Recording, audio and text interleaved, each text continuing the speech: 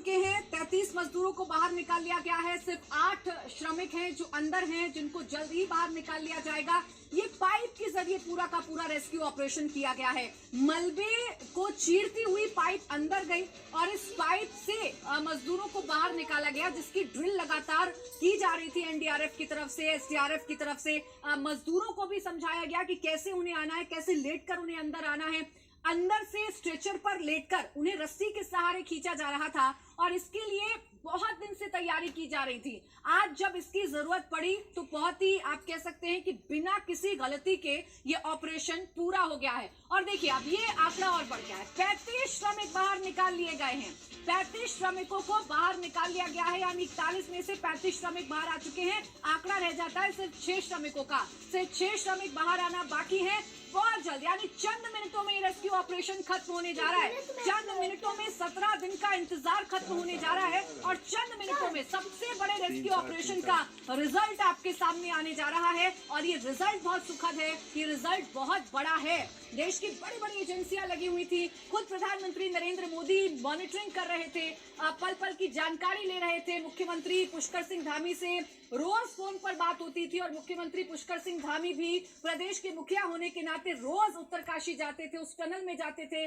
बातचीत होती थी फंसे हुए मजदूरों के साथ ही टीम के सामने क्या दिक्कत आ रही है, ऑगर मशीन अगर फेल हो रही है तो उसका क्या ऑप्शन हो सकता है, कैसे वहां पर मलबा मुश्किलें बढ़ा रहा है। ये सारी जानकारी पुष्कर सिंह धामी जुटाते थे और एक एक जानकारी प्रधानमंत्री नरेंद्र मोदी को दी जाती थी। कि रेस्क्यू ऑपरेशन इसलिए भी बहुत मुश्किल था क्योंकि पहाड़ पर हो रहा रेस्क्यू ऑपरेशन था।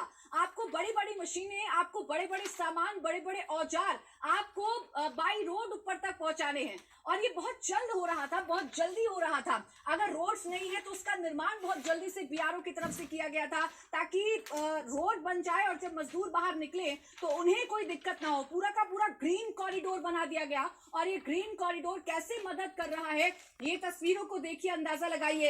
एम्बुलेंस का मूवमेंट, एम्बुलेंस के सायरन सुखद एहसास दे रहे हैं आज उत्तरकाशी को। ये सायरन जब बज रहे हैं तो ये अनुभव हो रहा है कि एक एक मजदूर बाहर निकल रहा है और ये संख्या बढ़कर हो गई है 35, यानी कि 35 मजदूर अब बाहर निकल चुके हैं और सिर्फ 6 मजदूरों का बाहर आना बाकी है। 12 नवंबर तड़के सुबह यह हादसा होता है जब लैंडस्लाइड होता है, मिट्टी धंसती है और मलबा आ जाता है। उस टनल में काम करने वाले 41 मजदूर फंस जाते हैं क्योंकि सामने मलबे की लंबी चौड़ी दीवार खड़ी हो जाती है। उस मलबे को पार करने के लिए, उस मलबे को चीरकर मजदूरों तक पहुंचने के लिए 17 दिनों का लंबा वक्त लगता है। लेकिन इस 17 दिन कितने मुश्किल भरे रहे, ये एक एक डिटेल आप लगातार इंडिया टीवी पर देखते रहे। ये बताई कैसे मशीन फेल हुई, कैसे ऑगर मशीन ने काम करना बंद किया, वर्टिकल ड्रिलिंग शुरू कर दी गई।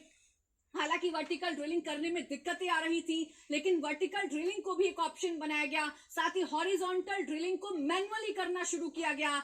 रेट माइनर्स को बुलाया गया, रेट माइनर्स ने अपना काम करना शुरू किया गया। रेट माइनर्स का मतलब है चूहे की तरह बिल को खोदना, अपने हाथों से मिट्टी को हटाना, और ये काम रेट माइनर्स ने करके दिखाया। कल सुबह अपना काम करना शुरू किया था और आज रात तक ये तस्वीर सामने आ चुकी है। सब निकल गए, सब बढ़िया निकल गए भैया जी जी, सब बढ़िया निकल गए, सब बढ़िया निकल गए, सब बढ़िया बढ़िया से।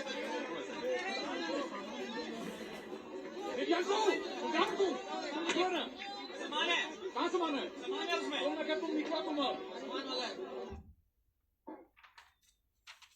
तो देखिए, अगर आप एम्बुलेंस ड्राइवर की मानेंगे तो सब निकल गए, वो ये कहते हुए नजर आ रहे थे। हालांकि अभी ऑफिशियली पुष्टि होना बाकी है।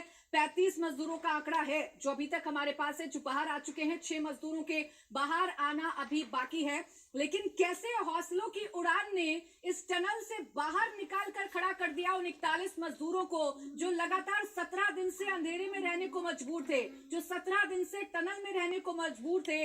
वो ये तस्वीरें बताती हैं। और कैसे एक मुश्किल रेस्क्यू ऑपरेशन को अंजाम दिया है हमारे देश ने, वो भी ये तस्वीरें बताती हैं। जैसा लगातार हम आपको बता रहे हैं कि 17 दिन आसान नहीं थे।